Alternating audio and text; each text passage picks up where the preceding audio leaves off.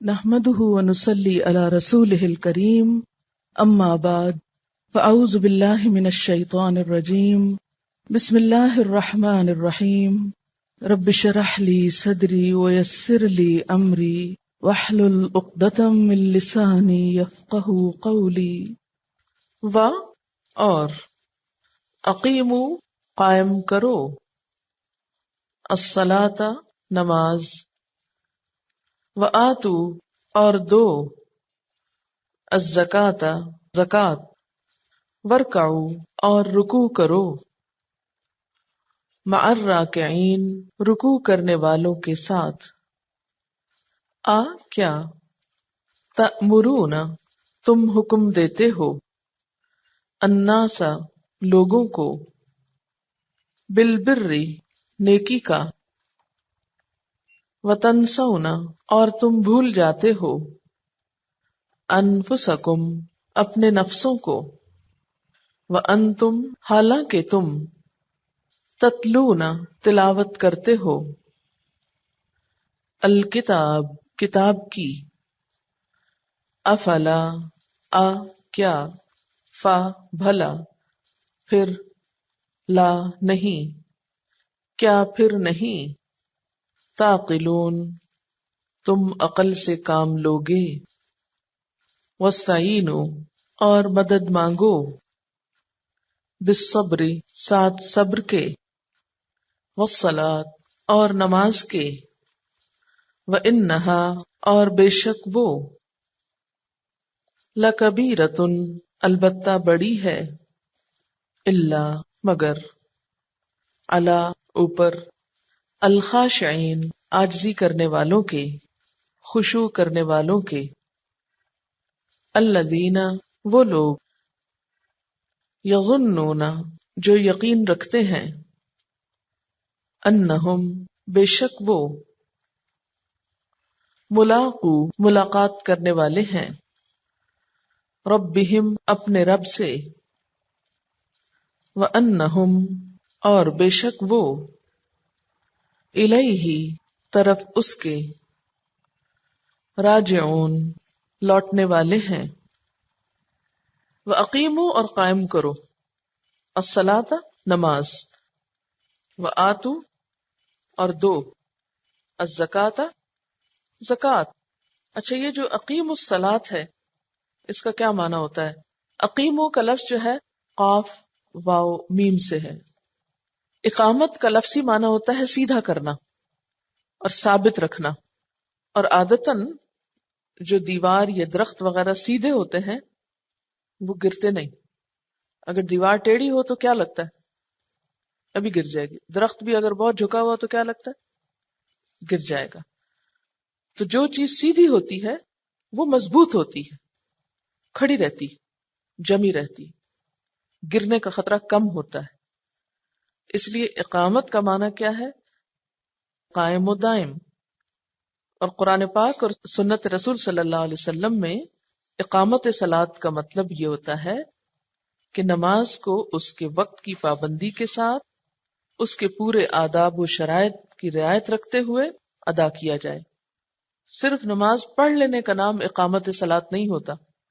پھر ہے وآتوا اور دو، کیا دو؟ الزکاۃ. زکوٰۃ کیا ہوتا ہے؟ زکوٰۃ کا جو لفظی معنی ہوتا ہے ڈکشنری میں وہ ہوتا ہے پاک کرنا، اور ایک دوسرا معنی ہے بڑھانا، نشو نما دینا. شریعت میں زکوٰۃ کس کو کہتے ہیں؟ مال کے اس حصے کو کہتے ہیں جو اللہ تعالی کے حکم کے مطابق ایک مخصوص مقدار میں مال میں سے نکالا جاتا ہے، اور اس کے حکم کے مطابق ہی اس کو خرچ کیا جاتا ہے. یعنی صرف نکالا ہی نہیں جاتا بلکہ دیا بھی وہاں جاتا ہے جہاں اللہ تعالیٰ چاہتا ہے. یہ دونوں لفظ اردو میں عام استعمال ہوتے ہیں، صلاۃ اور زکوٰۃ. ورکعو اور رکوع کرو. رکوع کرنے کا معنی کیا ہے؟ جھک جانا. اور اصطلاح میں رکوع کیا ہوتا ہے؟ قیام اور سجدے کے بیچ کی حالت. مع الراکعین رکوع کرنے والوں کے ساتھ. اتأمرون الناس کیا تأمرون الف میم رے امر حکم اتأمرونا کیا تم حکم دیتے ہو الناسا لوگوں کو بالبر نیکی کا بر بے رے رے وسیع پیمانے پہ نیکی کرنا. اصل میں بر کہتے ہیں جنگل کو. وہاں پر کیا ہوتا ہے وسیع پیمانے پر سبزہ اگا ہوتا ہے, ہر طرح کے پودے اس میں سے نکلے ہوئے ہوتے ہیں نا, کوئی چھوٹے کوئی بڑے کوئی لمبے کوئی چوڑے. کوئی جگہ عام طور پہ خالی نظر نہیں آتی. تو اسی سے لفظ بر نکلا ہے کہ وسیع پیمانے پر ہر طرح کی نیکی کرنا, چھوٹی چھوٹی نیکی بھی بڑی بڑی نیکی بھی. جیسے آپ گھر میں اگر باغ لگاتے ہیں تو بہت احتیاط سے مخصوص قسم کے پودے لگاتے ہیں, لیکن جنگل میں کیا ہوتا ہے کہ اس کو کوئی حساب نہیں ہوتا. تو بر وہ نیکی ہوتی ہے جو سوچ سوچ اور تول تول کے نہیں کی جاتی, جتنی توفیق ہو اور جب موقع ملے کرتے چلے جائیں. وتنسونا اور تم بھول جاتے ہو. تنسونا کا لفظ کس سے نکلا ہے؟ نسیان سے نکلا ہے. وتنسونا انفسکم اور تم بھول جاتے ہو اپنے نفسوں کو. انفس نفس کی جمع ہے. وانتم حالانکہ تم تتلونا پڑھتے ہو تلاوت کرتے ہو. تلا یتلو تلاوت یا تلا یتلو تلون کا مطلب ہوتا ہے پیچھے آنا, یعنی اس طرح پڑھا جائے کہ مطلب پیچھے آئے, سمجھ میں بھی آئے, اس کو تلاوت کہتے ہیں. ہم اس کے بغیر ہی تلاوت کر لیتے ہیں. افلا تعقلون کیا پھر نہیں تم عقل رکھتے؟ تعقلون کا روٹ کیا ہے؟ عین قاف لام عقل. عقل کا لفظی معنی ہوتا ہے باندھنا, اونٹ کا باندھنا. عقل انسان کو باندھ کے رکھتی ہے. وستعینوا عین واو نون اس کا روٹ ہے, کسی سے مدد اور تعاون طلب کرنا. بالصبر ساتھ صبر کے. صبر کا معنی ہوتا ہے اپنے آپ کو روکنا, اپنے دل کو اپنی خواہشات کو اس طرح روکنا کہ اللہ تعالی کی نافرمانی نہ ہو. تکلیف اور صدمے اور مصیبت کے وقت شدید ریاکشن سے اپنے آپ کو روکنا, ایسے نیگیٹو ریاکشن سے روکنا جو اللہ تعالیٰ کی ناراضگی کا سبب بنے. لفظی معنی کیا ہوتا ہے؟ روک لینا, کنٹرول کر لینا اپنے آپ کو. والصلاۃ نماز کے. وَإِنَّهَا اور بے شک وہ لَكَبِيرَةٌ البتہ بھاری ہے, الا مگر, الا اوپر, الخاشعین خاشع کی جمع ہے. خاشعین خشوع کرنے والے. خشوع کیا ہوتا ہے؟ خے شین عین خشع. خشع کا مطلب ہوتا ہے دب جانا, جھک جانا, عاجزی اور انکساری کرنا. یہ دل کی کیفیت کا نام ہے. دل میں ایسا ڈر پیدا ہونا جس کی وجہ سے انسان کے اعضاء, اس کا جسم, اس کی نگاہیں سب کچھ جھک جائیں, دب جائیں. تو اسی لیے اس کا معنی کیا ہوتا ہے؟ عاجزی اور انکساری. الذین وہ لوگ, یظنون, یظنون کا لفظ کہاں سے نکلا؟ ظن سے. زوئے نون نون ظن. ظن کس کو کہتے ہیں اردو میں؟ گمان کو کہتے ہیں, لیکن عربی میں صرف گمان کو نہیں کہتے, یقین کو بھی کہتے ہیں. عربی کون سی زبان ہے؟ لغت ازداد. جیسے یشترونا کا مطلب کیا؟ خریدنا اور بیچنا. اسی طرح ظن کا معنی گمان اور یقین دونوں ہے. اب یہاں کیا ترجمہ ہم کریں گے؟ جو یقین رکھتے ہیں, جن کا خیال ہے, لیکن خیال کون سا ہے؟ یقینی.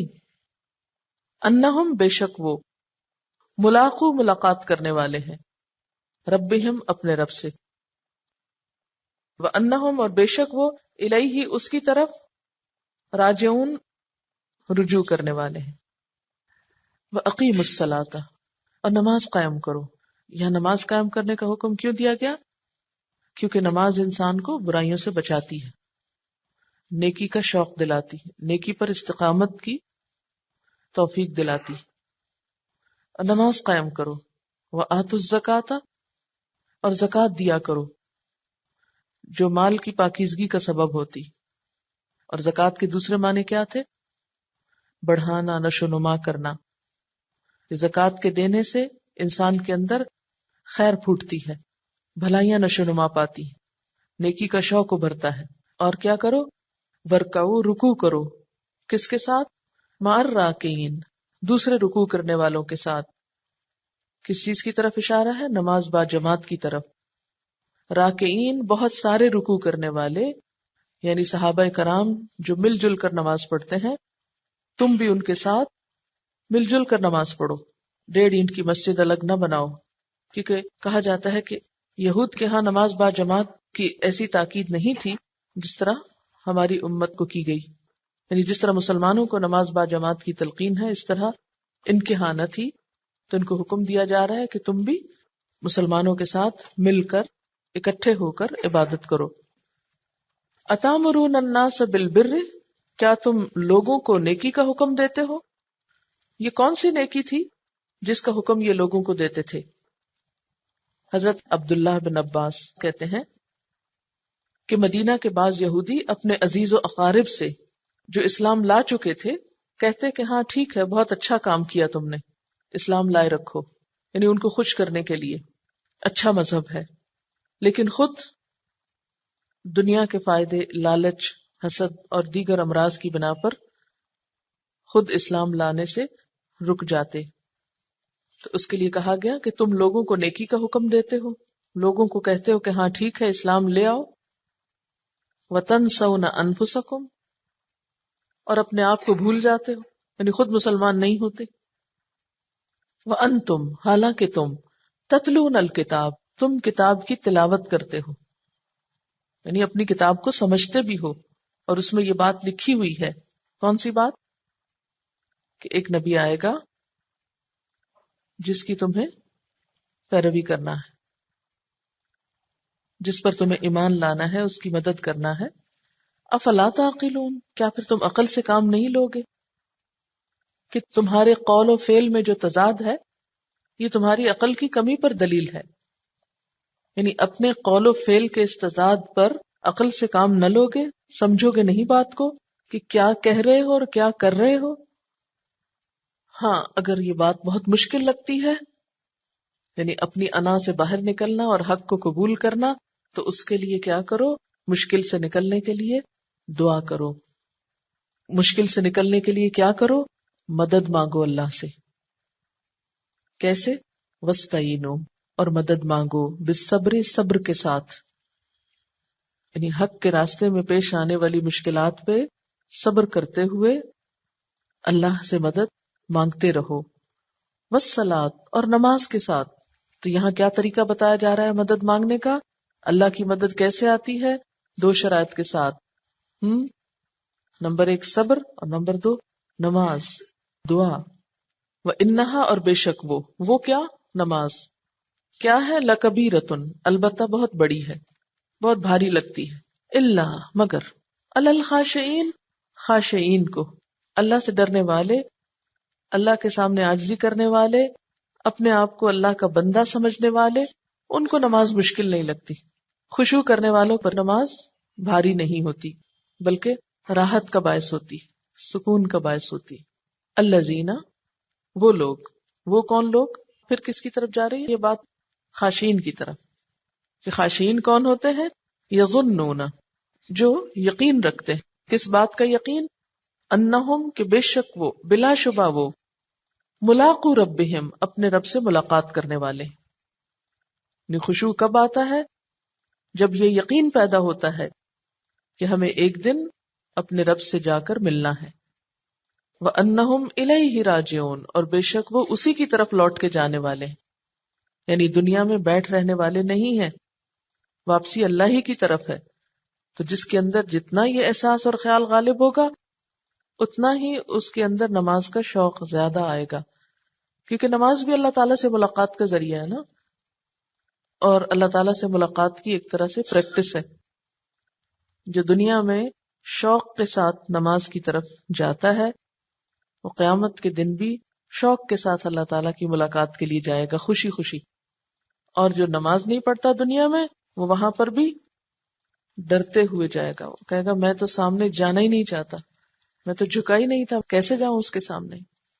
اب ہے یہ بڑا مشکل کام، اتنا آسان نہیں ہے، خاص طور پر جب لوگوں کی مخالفت کا ڈر ہو اور اپنی شان اور آن جانے کا خوف ہو تو یہ کام بہت مشکل لگتا ہے. لیکن کس کے لیے آسان ہو جاتا ہے؟ جو کیا کرتا ہے؟ وہ اقیم الصلاۃ، نماز قائم کرتا ہے.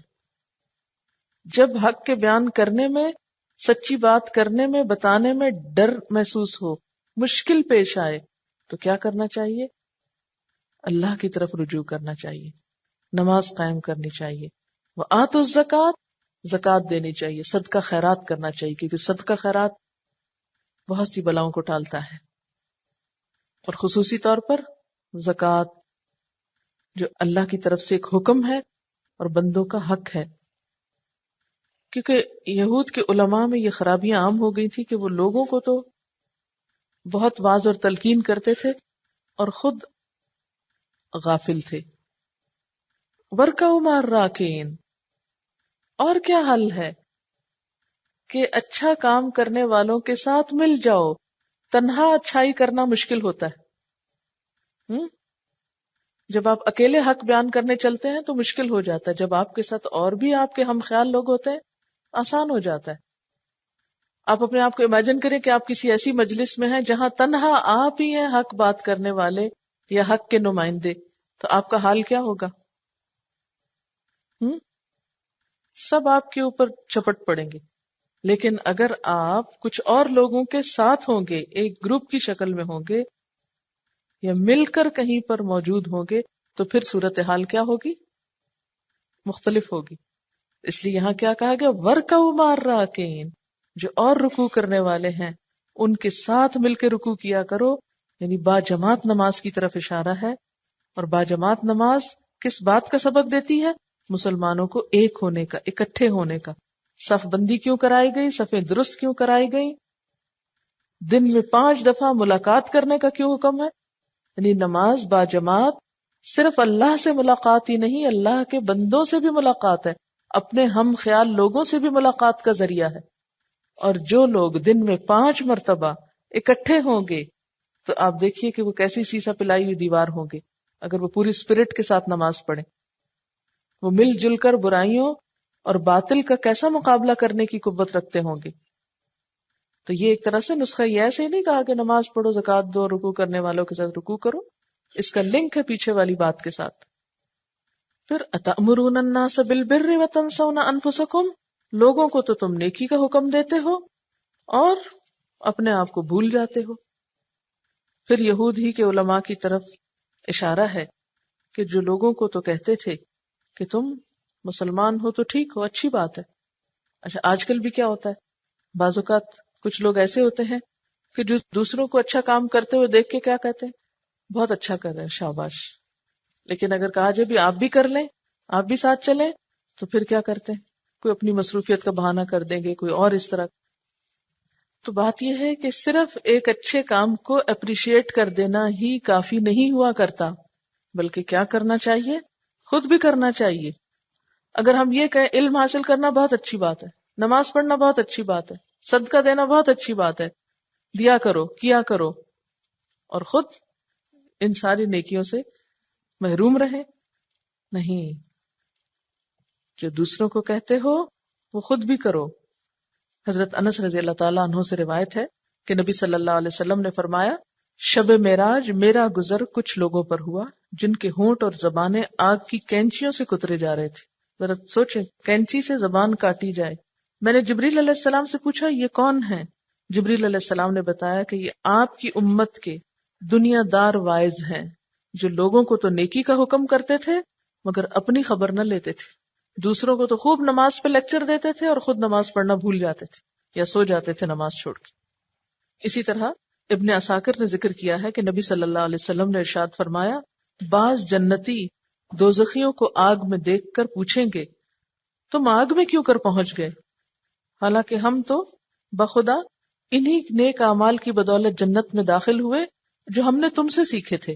تو وہ اہل دوزخ کہیں گے ہم زبان سے کہتے ضرور تھے لیکن خود عمل نہیں کرتے تھے، ہم دوسروں کو تو بتاتے تھے لیکن خود نہیں عمل کرتے تھے. تو اسلام میں اصل نیکی کیا ہے کہ جو انسان خود بھی اچھا کام کرے اور دوسرے کو بھی کرنے کو کہے. لیکن اس کا یہ مطلب نہیں ہے کہ ہم اگر خود نہیں کر رہے تو دوسرے کو بھی نہ کہیں، بلکہ حکم کیا ہے کہ جب دوسرے کو کہیں تو ساتھ ساتھ اپنا حساب بھی لیتے رہیں کہ میں خود کر رہا ہوں.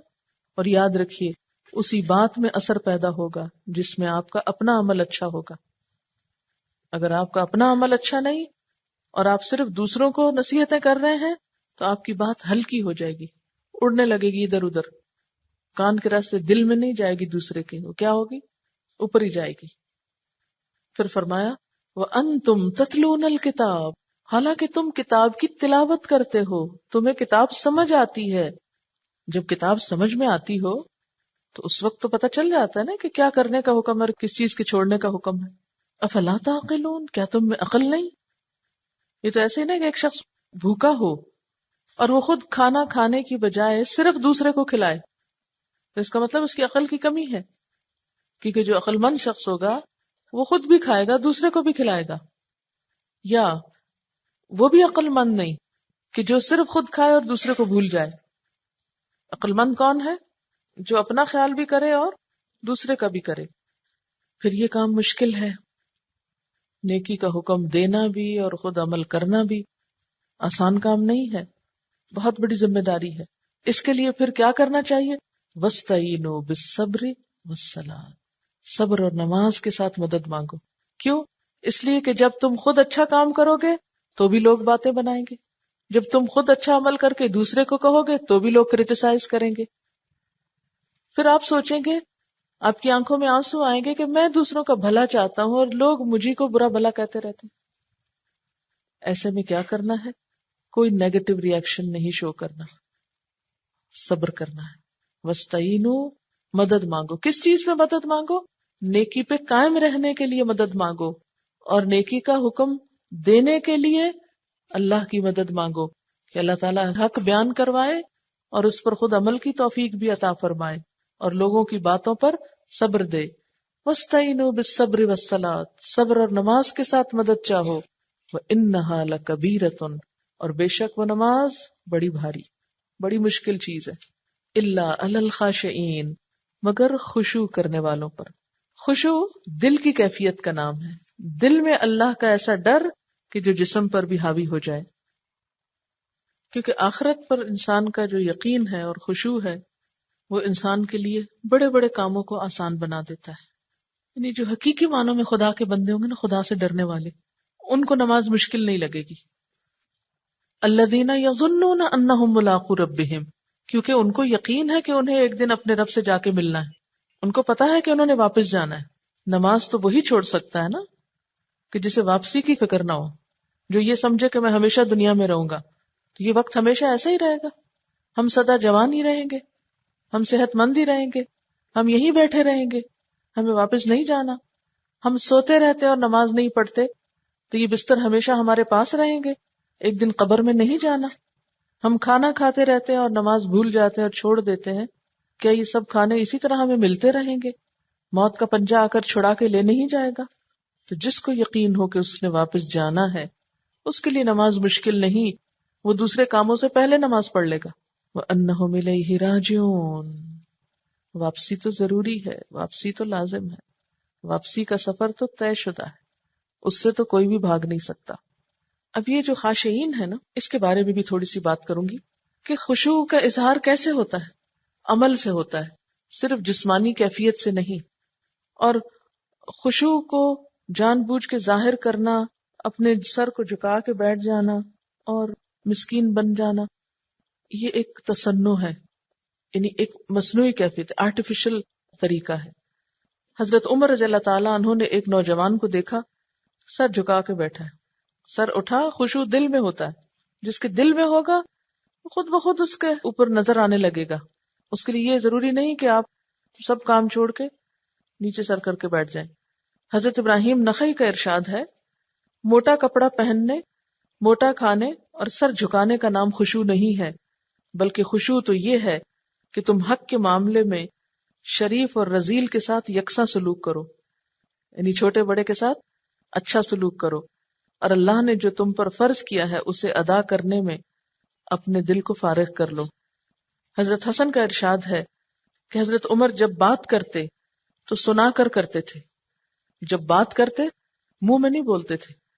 بعض اوقات ہم سبق سنا رہے ہوتے ہیں استاد کو، ہم منہ کے اندر ہی بولتے جاتے. کیوں منہ کے اندر بولتے ہیں؟ کہ ہم بڑے خشوع والے ہیں، بڑے عاجز بندے ہیں اللہ کے، بہت عاجزی انکساری ہے ہم میں، ہمارے منہ سے آواز ہی نہیں نکلتی اس عاجزی کے مارے. نہیں، اس کو خشوع نہیں کہیں گے، یہ پسندیدہ نہیں. حضرت عمر رضی اللہ تعالیٰ عنہ کیسے کرتے تھے؟ جب بات کرتے سنا کے کرتے، جب چلتے تو تیز چلتے، جب مارتے تو زور سے مارتے، حالانکہ وہ بہت خشوع رکھنے والے تھے. ایک دفعہ کسی نے ان سے کہا اتق اللہ، اللہ سے ڈرو، تو انہوں نے اپنا گال زمین پر رکھ دیا، اتنا خشوع تھا ان میں. لیکن بات کو قوت سے کرنا اور پورے کانفیڈنس سے بولنا اور کانفیڈنس سے چلنا اور اپنے کاموں کو صحیح طریقے پر جان اور جسم اور ہمت کے ساتھ کرنا، یہ عین تقویٰ ہے، عین خشوع ہے. ہم خشوع کا کیا مطلب لیتے؟ بس بالکل ڈھیلے ڈھالے پڑ جاؤ، ہائے ہائے کرو اور کوئی کام نہ کرو اور مسکین اور لڑکھڑاتے ہوئے چلو. یہ اسلامی طریقہ نہیں. ہمارے ہاں تو اللہ والا اس کو کہتے ہیں کہ جس کو ہوش اپنی بھی نہ ہو، نہ کھانے کی ہو، نہ نہانے کی ہو، نہ کسی اور چیز. ان کو نام ہم دے دیتے ہیں اولیاء اللہ کا. حضور صلی اللہ علیہ وسلم سے بڑھ کر کون ولی اللہ ہو سکتا ہے کوئی آپ سے بڑھ کر ولی اللہ؟ لیکن آپ کے اگر انداز آپ پڑھیں سیرت کی کتاب میں تو کوئی ایسا نظر نہیں آئے گا جس میں ایسی مسکینی شکل و صورت پہ چھائی ہوئی ہو. کہ تو ہم نے اسلام کو مریض مریل مسکین ظاہر کیا ہے. جو دیندار ہو اس کے منہ سے تو بات ہی نہ نکلتی ہو، چلے تو پاؤں گھسیٹ گھسیٹ کے چلے جیسے زندگی کے دن کاٹ رہا ہے کسی مجبوری سے. لوگ اسلام کو کہاں سے ڈھونڈیں گے، کہاں دیکھیں گے؟ کتابیں پڑھیں گے جا کے، آپ کی شکل و صورت میں دیکھیں گے. عموماً ہم دیندار ہوتے ہی بس کندھے جھکا بیٹھتے.